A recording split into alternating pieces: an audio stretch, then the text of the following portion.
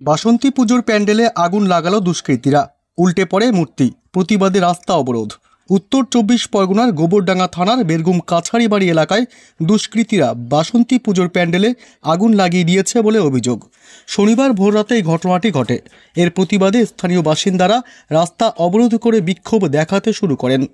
এলাকায় উত্তেজনা থাকায় পরিস্থিতি নিয়ন্ত্রণে আনতে পুলিশ মোতায়েন করা হয়েছে। জানা গিয়েছে, বেরগুম কাছারিবাড়ি এলাকায় অগ্রদূত সংঘ ক্লাবের পক্ষ থেকে গত ৪০ বছর ধরে নিয়মিতভাবে বাসন্তী পুজোর আয়োজন করা হয়। এবারেও পুজোর প্রস্তুতি সম্পন্ন হয়েছিল। অভিযোগ, শনিবার ভোররাতে কেউ বা কারা প্যান্ডেলের পেছনের দিক থেকে আগুন ধরিয়ে দেয়। মুহূর্তের মধ্যেই দাউ দাউ করে আগুন পুরো প্যান্ডেল গ্রাস করে। আগুনে মাটির তৈরি প্রতিমার একাংশ পুড়ে যায় এবং প্রতিমাটি বেদির ওপর উল্টে পড়ে থাকতে দেখা যায়। সকালে এই ঘটনার খবর ছড়িয়ে পড়তেই এলাকায় তীব্র উত্তেজনার সৃষ্টি হয়। ক্ষুব্ধ এলাকাবাসী বেরগুম কাছারিবাড়ি মোড়ে প্রায় ৪০ মিনিট রাস্তা অবরোধ করে বিক্ষোভ দেখাতে থাকেন।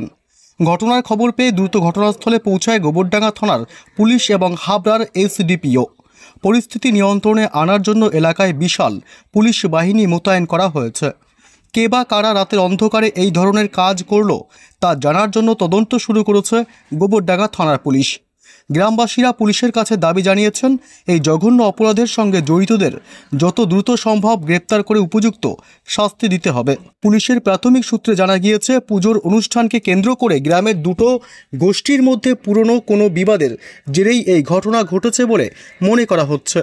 পুলিশ ইতিমধ্যেই বেশ কয়েকজনকে জিজ্ঞাসাবাদের জন্য আটক করেছে।